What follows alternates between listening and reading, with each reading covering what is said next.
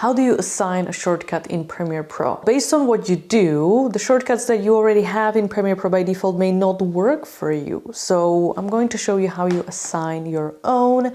Also, there are spaces that you can fill in. So you can use all the shortcuts available by default, and you can assign shortcuts to the commands that exist. But keep in mind, not everything you want to do has a command available. So not everything you want to do has or can have shortcut. Mac and Windows, it's going to be a little bit different. On Mac, go to Premiere Pro in the main menu, go to keyboard shortcuts. You can see the shortcut for that as well. On Windows, go to edit all the way down, almost the last at the bottom, keyboard shortcuts. Click on that and you see everything right here, all the shortcuts available that you have by default.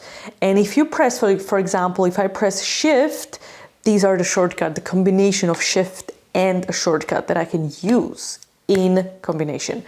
So this is great. This is interactive, as you can see. There are hundreds of that, approximately 400 shortcuts, okay? So for example, I have, let me go out of that. I've created a shortcut for my remix tool because I use it a lot, right? And Raise Stretch tool had a shortcut R, but I overwritten it to Shift R, and then I put my remix tool to R. So how did I do that? So go to that keyboard shortcuts and find a command that you want the shortcut for. So let me just, create a different shortcut for remix tool. So I'm just going to search remix tool and you can see the shortcut. So essentially, if I want to delete that, I just delete that, right? Just click on that little X, delete that shortcut, and then I'm going to go OK. Go back to remix tool, and yes, it does show you it still has a shortcut, but if I close the Premiere Pro and open it, it's not going to have one. Because if I press now, if I press R, nothing happens, okay? I don't go to remix tool, pressing R, nothing happens. So the shortcut is not available anymore, even though it's showing. So going back to shortcuts, I'm going to put remix tool again, and everywhere you see the option for shortcut, or actually the command, you can just put it there. So you click on that little rectangle and press R. This is my shortcut for my remix tool. Okay, now it stays there. So if you can go through all the commands, or you can search. So for example, rectangle tool doesn't have a shortcut. So what you can do, and you can also see the grayed out areas. So these are the shortcuts you can assign. As you can see, I have paste insert as my F7, that was grayed out.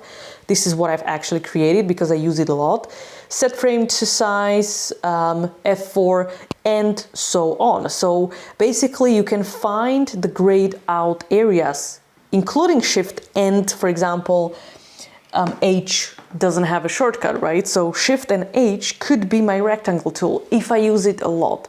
So this is basically how you do it. You click on the window and then I'm going to do Shift H, okay? And now my rectangle tool has a shortcut, which is Shift and H. Simple as that. Click OK and that's fine. It saves it, so the next time you open Premiere Pro, it's right there. Keep in mind that if you then use a different computer and you're used to your kind of shortcuts, it's not going to work. However, you can also import your shortcuts. If I go to keyboard shortcuts, this is my preset, right? So you can have the whole thing right here. You can save this preset as my name.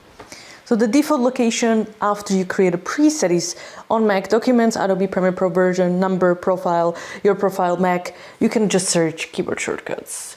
Okay, you're going to find this, Nicole, keyboard shortcuts. Okay, this is your preset. On Windows users, your username, Documents, Adobe Premiere Pro version, number, profile, your profile, Win, keyboard shortcuts. You can then copy the keyboard shortcuts file once you find it, put it on a USB or send it through email. On the new computer, find the same folder and place it in there. And then it's going to appear in your Premiere Pro once you open it. If you want to learn more about Premiere Pro, you can check out my PDF guide if you go to nicoleven.com, or just check out the link in the description of this video. I have put a lot of work into it, and it's really going to help you elevate your Premiere Pro skills to like 10x.